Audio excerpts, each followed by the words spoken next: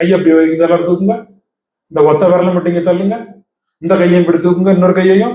பணத்தை இனிமே இப்படித்தான் பிடிக்கணும். நான் பிடிச்சிருக்கேன் பாருங்க, இப்படித்தான் பிடிக்கணும் பணத்தை. இப்ப நம்ம பாத்துக்கங்க, இதுக்கு பேரு சொர்ண ஆகர்ஷண முத்திரைன்னு பேரு. சொர்ண ஆகர்ஷண, பணத்தோட முதலாளி கணக்கு, பணத்தோட கடவுள் சொர்ண ஆகர்ஷண பைரவர். சொர்ண ஆகர்ஷண பைரவர் இப்படித்தான் நிப்பாரு. அவரோட முத்திரை இதுதான். சொர்ண ஆகர்ஷண பைரவர் இப்படித்தான் நிப்பாரு. இதுல இருந்து தங்க காசா கொட்டும் கையில இருந்து.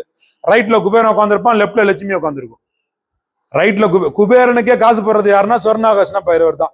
லட்சுமிக்கே காசு கொடுக்கறது யாருன்னா சொர்ண ஆகர்ஷண பைரவர். சொர்ணம்னா தங்கம், ஆகர்ஷணம்னா எனர்ஜி டெவலப் ஆகும். சொர்ண ஆகர்ஷண பைரவர். இப்ப ஒரு காசு கொடுக்குறேன் பாருங்க, இங்க பாருங்க, இப்படி கொடுக்கலாம், அதுக்கப்புறம் இப்படி கொடுக்கலாம். இப்படிதான் கொடுக்கணும் பணத்தை. பணத்தை இப்படி கொடுக்கறது, இப்படி வச்சுட்டு கொடுக்கறது, அப்படிலாம் கொடுக்க கூடாது. பணத்தை வாங்க.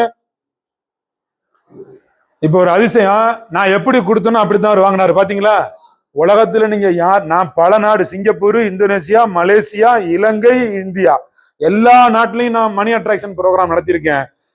லாங்குவேஜ் தெரிஞ்ச புள்ள தெரியாத புள்ள எதுவா இருந்தாலும் நான் இப்படி கொடுத்தா, நான் பவ்யமா கொடுத்தேன், அவங்களும் எப்படிதான் வாங்குறாங்க தெரியுங்களா?